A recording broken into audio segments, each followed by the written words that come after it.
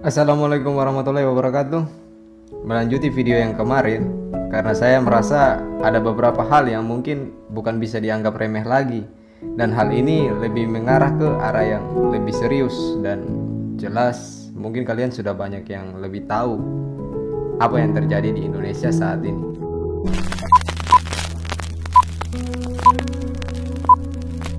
Over in China, the death toll from the virus rises while the disease continues to spread across the world.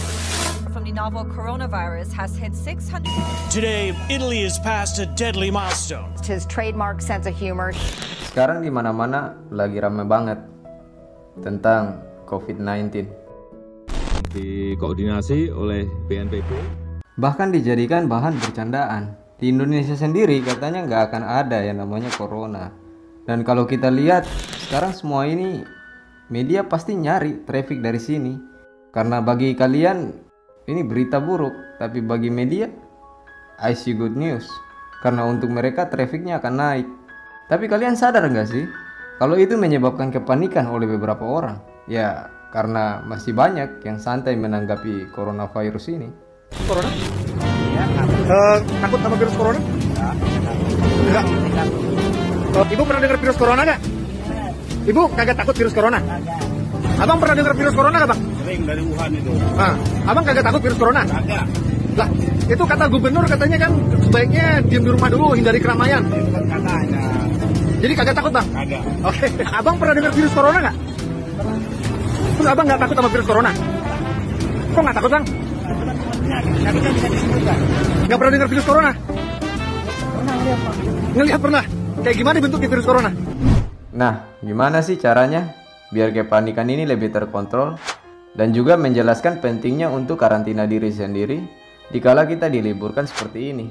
Ya, berarti kita tidak keluar rumah karena dengan diliburkan kita ini bukan berarti kita liburan.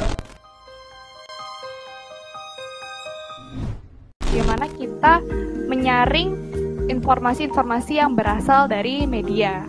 Karena media sejauh ini yang aku lihat banyak menyebarkan. Selain hoax, informasinya sudah benar, tapi misleading. Contohnya ketika suatu media menyorot pasien yang meninggal karena COVID-19. Pertama yang harus dilihat dari COVID-19 adalah dia bukan virus yang langsung membuat seseorang meninggal. Tetapi yang membuat dia mematikan adalah jika terjadinya komplikasi, contohnya seperti pneumonia. Nah, selain secondary infection yang dibuat oleh COVID-19, kita harus melihat pasiennya mempunyai faktor risiko atau tidak. Contohnya seperti usia. Usia yang sudah tua, usia lanjut, misal dari 60 tahun, 50 tahun, atau usia muda yang memiliki penyakit penyerta. Contohnya, penyakit jantung, hipertensi, diabetes, gagal ginjal, kanker, atau pasien yang sudah mempunyai imun yang kurang, contohnya pasien HIV/AIDS. Kenapa 14 hari? Karena inkubasi virus COVID-19 ini, dia mulai menimbulkan gejala setelah terpapar kurang lebih dalam 48 jam sampai 14 hari. Jadi, jika kita habis bepergian keluar kota atau berinteraksi sama orang di luar rumah ataupun di dalam rumah, jika dalam 2 minggu, setidaknya dalam 2 minggu tidak menimbulkan gejala, maka kemungkinan besar kita tidak mendapatkan COVID-19. Makanya kita disuruh karantina 14 hari. Sebelum itu, saya akan jelasin terlebih dahulu kalau COVID-19 ini adalah salah satu bagian dari keluarga coronavirus yang juga masih satu kesatuan dengan SARS dan juga MERS. Virus ini menyebar dengan sangat cepat. Saat ini sudah ada 165 negara dan wilayah yang terkena penyebaran COVID-19 ini. Dan ada 198.517 kasus yang terjadi saat video ini dibuat. Paling banyak terdapat di negara Cina, Italia, dan Iran. Juga diikuti oleh Spanyol, Jerman, dan Korea. Kalau di Indonesia sendiri, ada penambahan kasus baru sebanyak 65 orang. Ada 65 kasus positif corona hari ini. Kemudian menjadi garis besar untuk kita sama-sama ketahui bersama, virus yang satu ini perlahan sudah mulai masuk ke setiap daerah, yang dimana untuk provinsi admin sendiri, Telah tercatat ada 1 orang positif terjangkit wabah virus yang satu ini, sedangkan 76 masih berstatus orang dalam pantauan, dan 3 lainnya sudah berstatus pasien dalam pantauan. Jadi total keseluruhan 80 orang yang berstatus suspek COVID-19 yang tersebar di masing-masing kabupaten kota yang berada di provinsi yang kita cintai ini.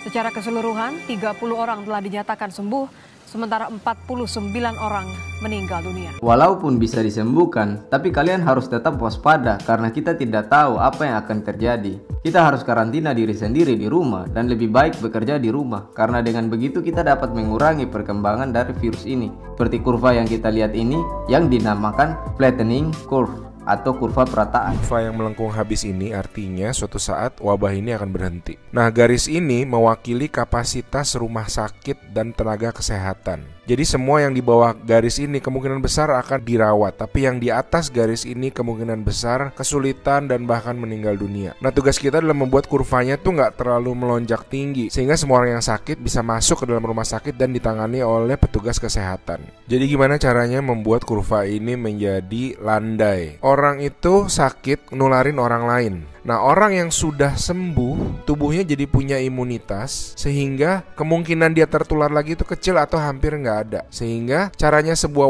wabah apapun itu dari zaman dulu berhenti adalah ketika cukup banyak orang kena virusnya, lalu menjadi imun sehingga virusnya nggak bisa punya orang untuk ditularin lagi. Nah, kenapa selama ini kita perlu banget namanya social distancing atau ngejauhin diri? Animasi ini bagus banget. Ini contoh kalau semua orang bergerak bebas seperti biasa, nggak ada pikiran, semua tetap pergi konser, pergi jalan-jalan. Ini akan terjadi. Satu orang akan menularkan semua orang berbarengan, dan itu yang berbahaya. Seperti tadi kita ngelihat kurvanya ya. Pada akhirnya akan lewat dan pada akhirnya semua orang akan sembuh. Tapi karena kurvanya tinggi, banyak orang akan mati dalam prosesnya. Nah, yang terjadi di Cina dengan adanya lockdown, ditutup, membuat orang tidak sakit sekaligus berbarengan. Jadi kurvanya lebih landai kalau kalian lihat, sehingga memberi waktu untuk orang-orang menjadi sembuh dan akhirnya bisa melandaikan kurvanya. Nah, sekarang kita lihat kalau kita lakukan namanya social distancing, yaitu kalau nggak harus banget nggak usah pergi keluar, kalau nggak penting-penting banget nggak usah ketemu temen, nggak usah ada social function, semuanya ditunda dulu. Kita lihat apa yang terjadi.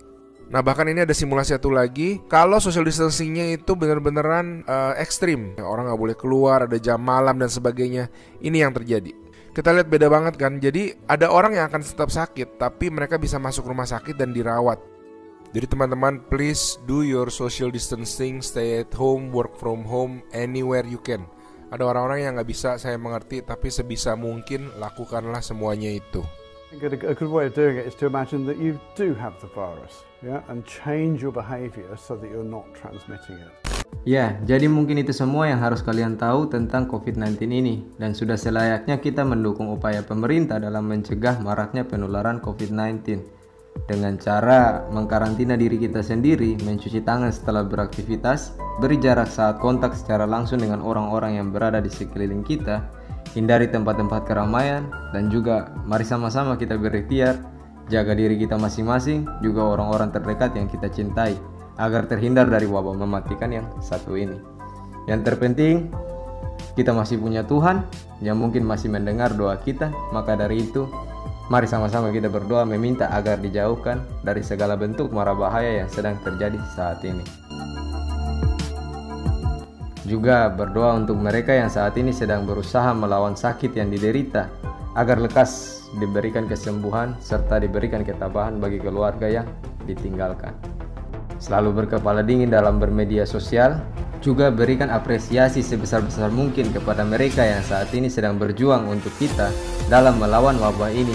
Doa terbaik untuk kalian barisan garis depan yang sudah berjuang untuk menyelamatkan nyawa kami. See you next video. Saya Agung Basri. Sampai jumpa lagi pada video-video yang berikutnya. Saat semua menghilang, kau tetap setia menjaga. Kau berkorban tanpa suara demi senyum yang lain. Saat semua tertidur, kau terjaga sepanjang waktu. Lupakan lelah ragamu demi raga yang lain. Dunia telah tersenyum melihat kau bertaruh nyawa, tak pedulikan yang kau punya demi raga yang lain. Engkau pahlawan dunia, Tuhan yang kan membalas semua jerih lelah yang tak ternilai demi raga yang lain.